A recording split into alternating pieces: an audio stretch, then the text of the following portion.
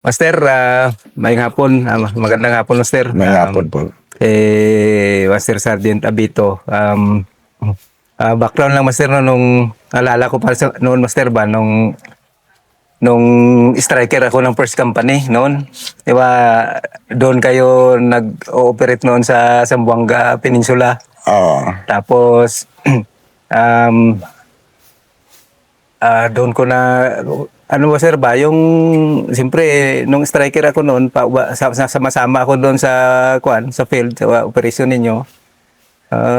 Grabe, ang saya nung kwan ba. Tapos matindi yung mga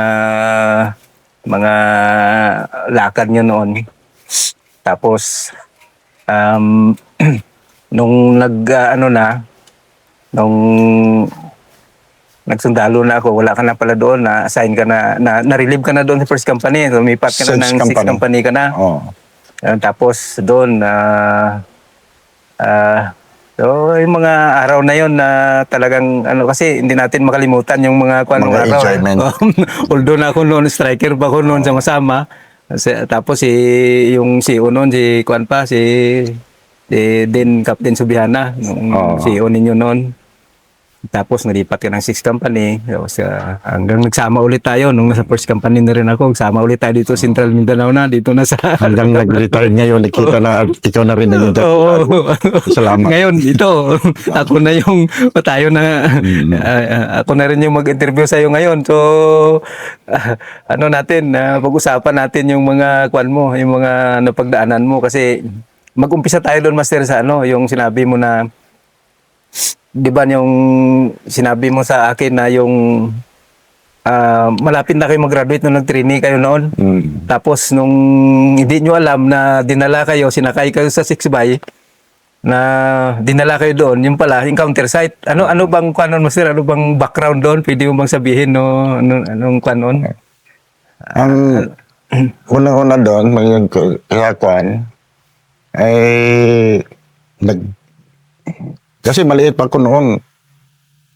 Ay, bala ko na magsundalo eh. Tapos, nag-striker ako doon sa PIB. Nakita ko yung mga ranger na bagong graduate. Oo. Di mga snappy. Di ko magsundalo ako, kunin ko talaga yung ranger na yan. Di, nag-training na ako, 1988. So, nag-training kami. Hapit na kami mag-graduate. Na-encounter yung Port IB doon sa San Pablo, Zamboanga del Sur. Di kami mga training doon. May sinabi ng mga namin doon na AI na may isang team na ipadala doon sa encounter. Mag-assist lang doon sa command group. Kaya ibig sabihin, nagkaroon ng briefing. Nagkaroon ng briefing sa inyo. Team. Oo. So, yung team namin ang napili. Hindi yung buong class. Hindi yung buong class. Isang team lang kami. Oo.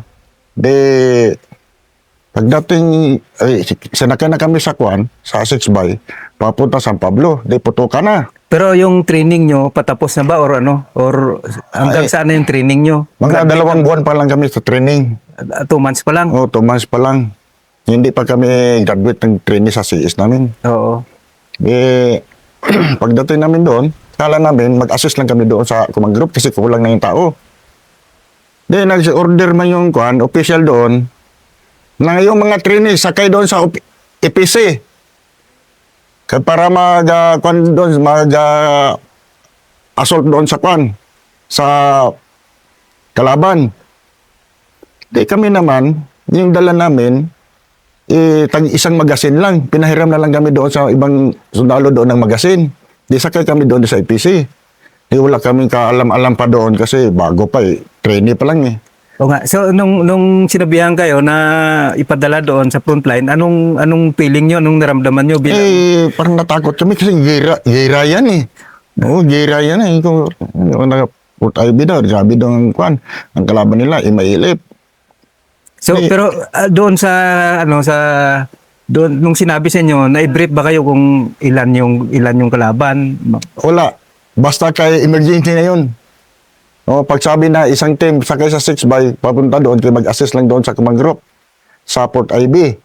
So sa madaling salita, nung dumating na kayo doon sa area, Doon na, pinababa na kami, doon, tapos nag-standby kami kung saan kami magwardya banda. Doon. Na pagka mamaya-maya, nag-command na, yung mga trainees sakay sa EPC, magsama sa EPC, mag-assault, sakay sa EPC. Di, sakay na lang kami doon, tapos pagpunta doon namin doon sa kuan, kasi may kung pag may EPC na, takbo na yung mga kalaban. Pero may mga patay doon na. So, Ang isip namin doon, ano kaya mangyari kung maputukan kami dito? Ano kaya mangyari? Hindi namin alam pag kung ano. Yung mga butas-butas doon, na naman kami yung baril namin. so pagdating nyo sa area, Master, doon sa area na, sa encounter site, ano yung sitwasyon ng terrain? Yung medyo plain lang na may pagka-slope lang konti. Slope lang konti niya, tapos niyugan. Bulubundukin. Oh, pero hindi talaga bundok niya. Kuan lang siya, may slope lang konti. Oo. Tapos mga niyugan.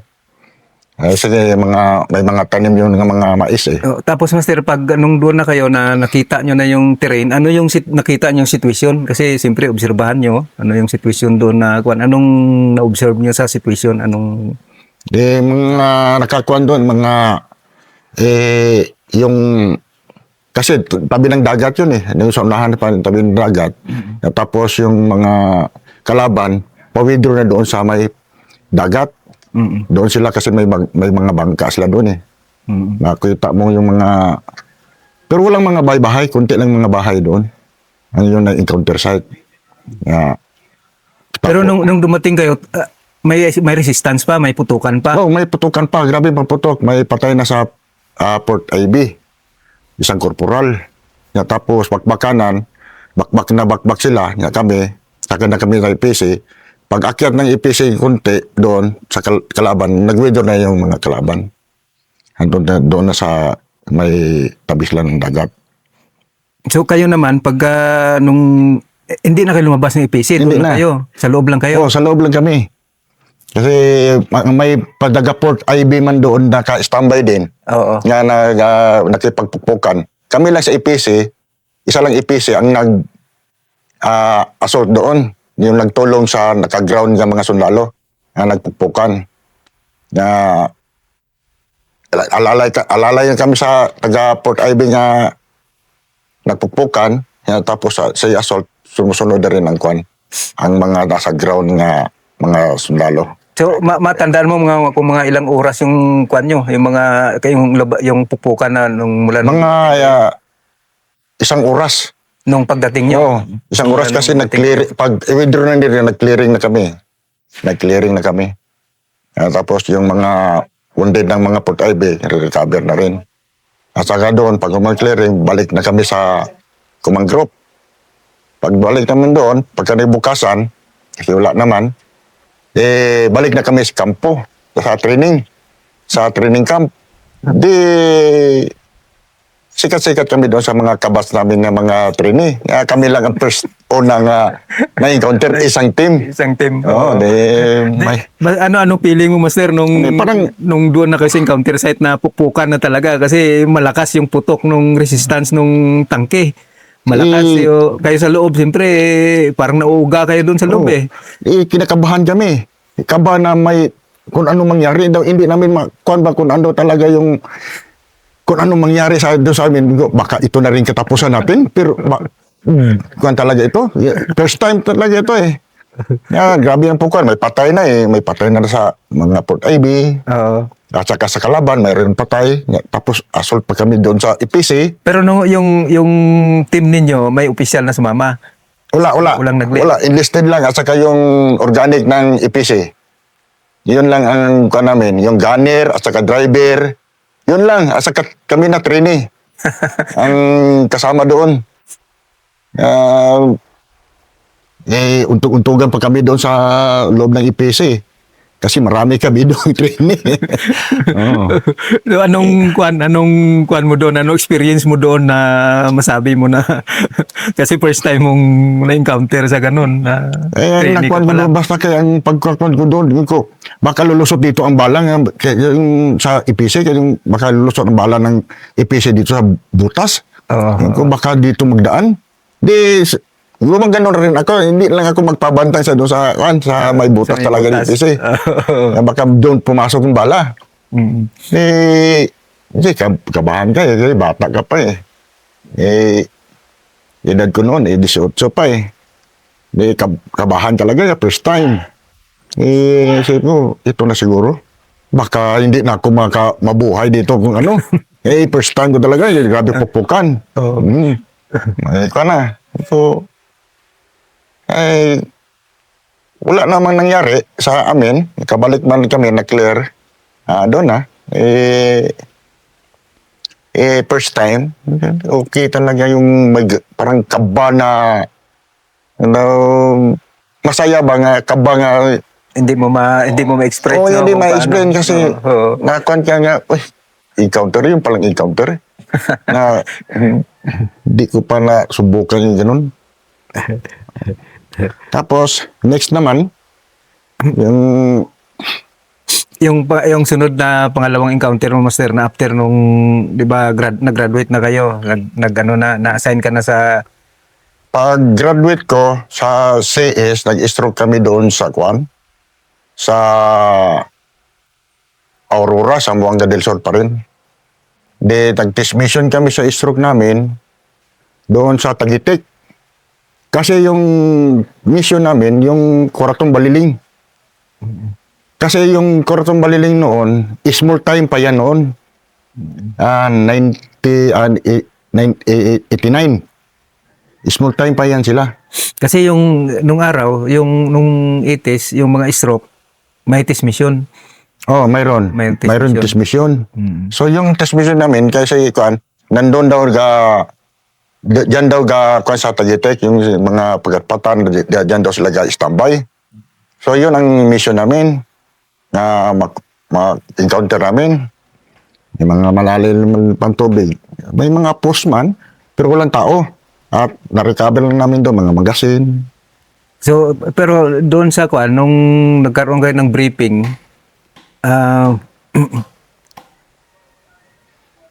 sinabi ba na doon na, siyempre, sasabihin lahat yan kung yung sitwasyon sa kalaban.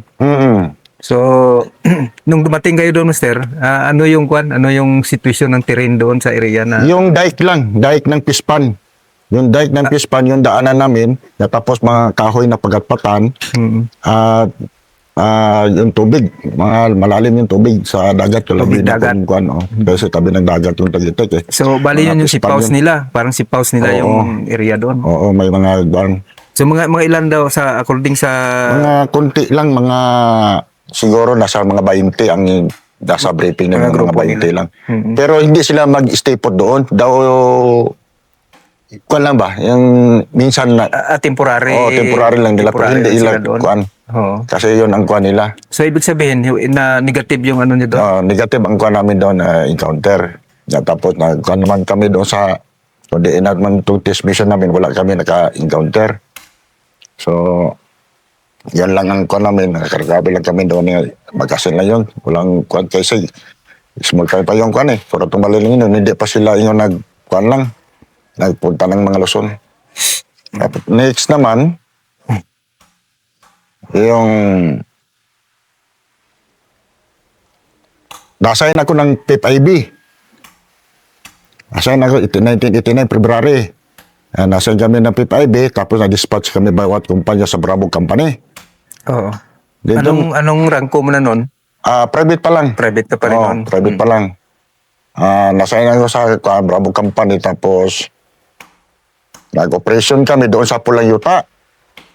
Pero pabalik-balik na kami doon, wala kami inkwentro.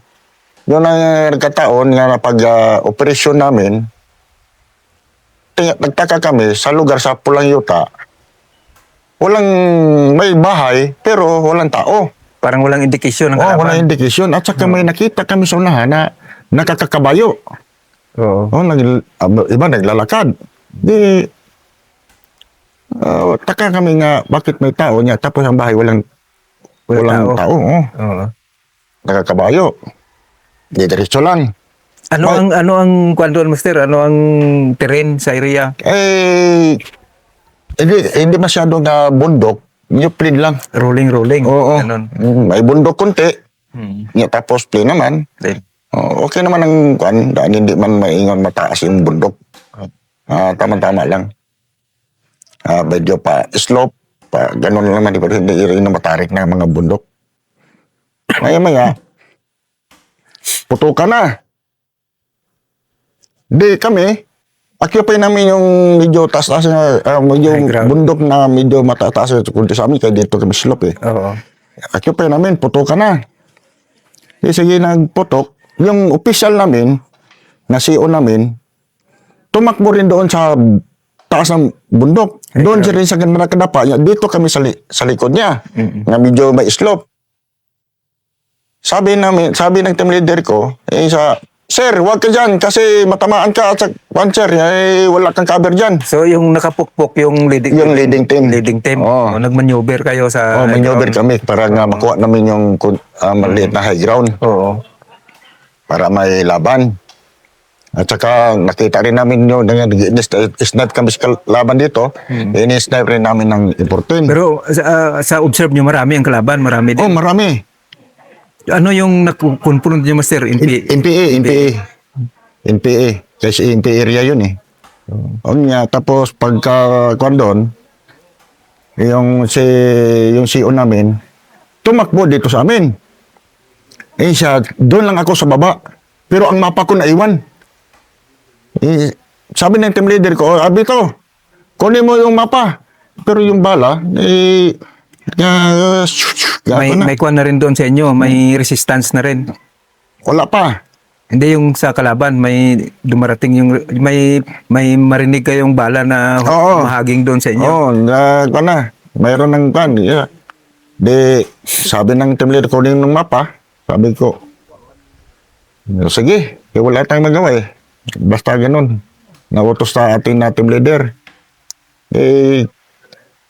Tinakbo ko, dinapaan ko, tapos sabay balik. Sabi ko, saan si sir? Doon sa baba, ihatid mo yung mapa. Hinatid ko na rin, nagkabalik. Pila naman yung basta MP area, dali naman yung pagpukan. Siguro na malayo na yung 5 minutes. Yung kasama ko, sabi niya wala nang kalaban, tumayo. Natamaan sa likod. Kasi nagtalikod siya. Sabi niya sa amin na wala nang kalaban, pero mayroon pa palang sniper. Tumagos dito. Sabi niya may sniper. On the spot Patay, siya. patay. Yun na. Pagkamay-maya nga wala na putukan, sabi ng CEO nga, i-clear. So yung team namin ang natas na mag-clear naman. Nag-clear kami doon. Nakita namin yung bangkay ni isang commander. Yung siya ang commander doon sa overall nga commander. Si Commander Commander Bayan. Iya hatong area nga hanto dia sa SND karon. Iya kanan pero patay to siya.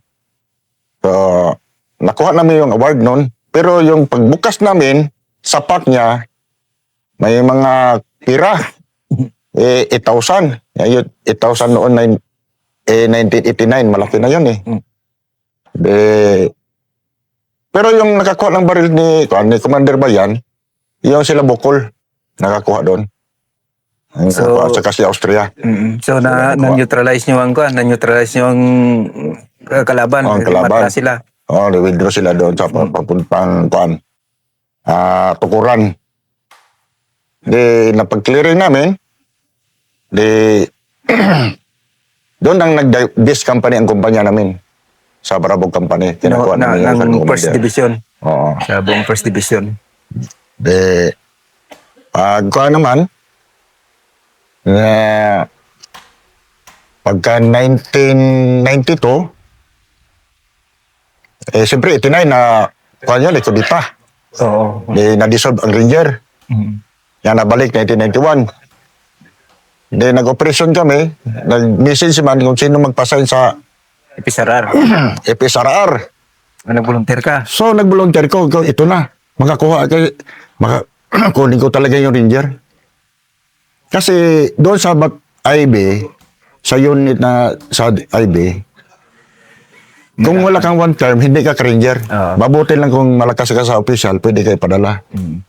Kung hindi, abot ka one term. Volunteer ako agad. Report ako sa dito Kalan, sa Maria Cristina Falls. Doon ang brigade Doon na nag-organize ang first company. Pag sabi naman ni Captain Bagasin kung sino ang mag-ranger, volunteer naman ako. Hilig to sa volunteer. Volunteer naman ako. Lahat ng non-ranger pinadala. Sinong gusto Ranger? Sige, kayo mag-abot yung mga bagong CS. 103, 104, 103. 104, 105, At kayo ang 106. papalit doon sa C-130. Kagayan ka magsakay. Hindi. Wala pa akong alam sa Manila kasi diyan lang tayo sa Mindanao. Kung makapunta na talaga ako ng Manila. At saka makita talaga yung doon ang training camp sa Tanay. Ng mga Ranger. Pag sakay namin sa 130, dahil kami sa Villamor Air Base, diretso sa Port Bonifacio. Siyempre, maraming musang. Kami nga hindi musang. Paito-ito lang kami doon. So, doon kayo nag-50. Operation. Kinabukasan, prepare na kami para di doon sa Tanay. Pagdating doon sa Tanay, standby mo na sa gagabi. Tapos pagka umaga, reception. Pagtapos reception, pagkagabi,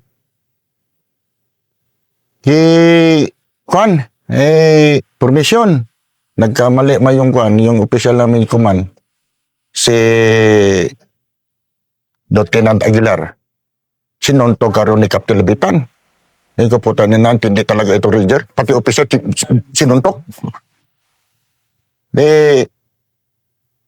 Doon naman sa test mission namin, sa SR Class 106,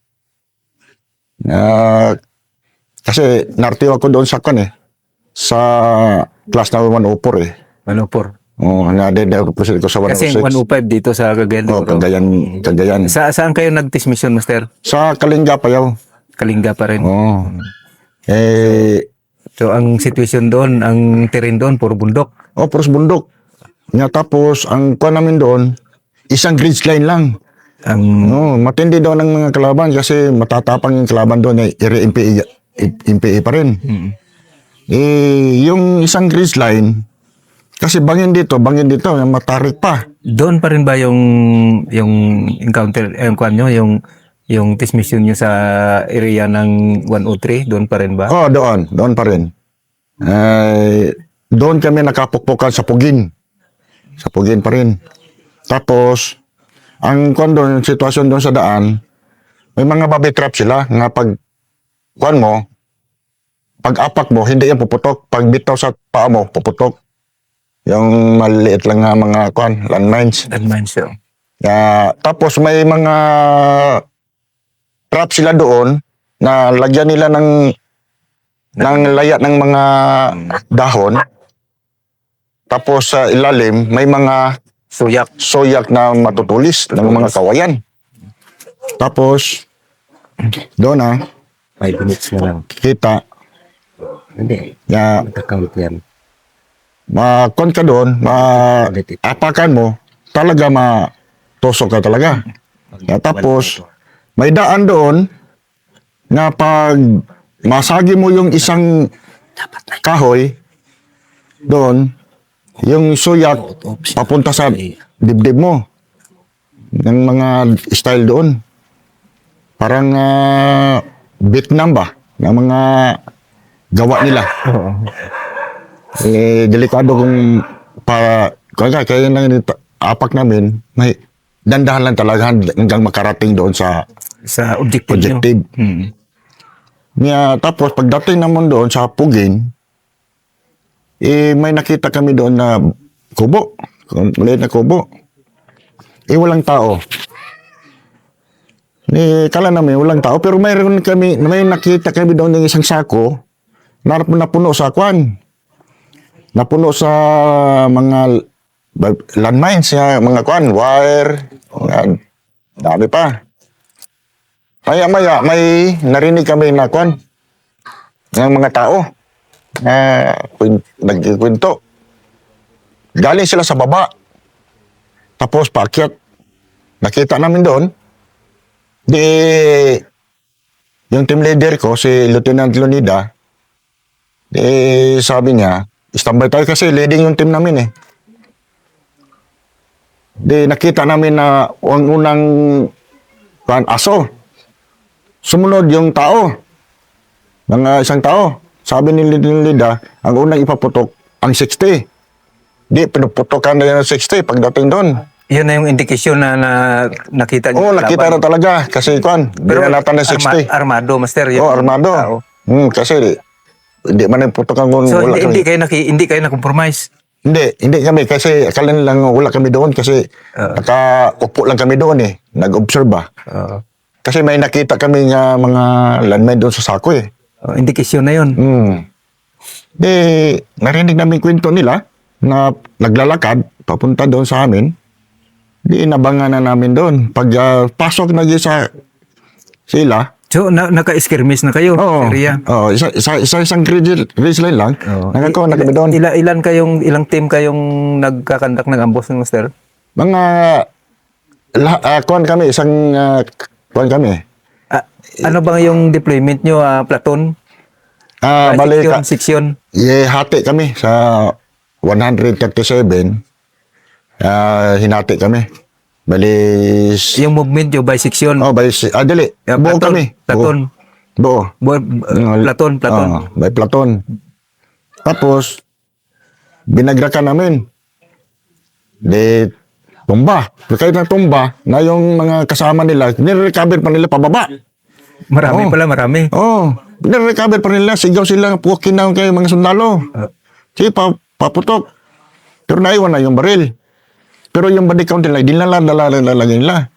Di karon. Pero hindi, may return fire sila, wala? Return fire. Wala Putok bang rin sila, talaga? sa amin. Putok rin sila. Pero pababa na sila. Sigaw na sigaw sila sa amin. Doon, nagsabi na, medyo malayo na ilang boses. May baril. Sabi ni Lieutenant Lodida, recover. Ni-recover ni San Esteban. Yun nakuha. Ang sabi ni kanil tao diyan, sir. So, strike tayo, sir. Hindi na tayo magdaan sa gridge sa kilid na lang tayo ng sir, yung gridge line magdaan kasi delikado ay nabangan na tayo diyan.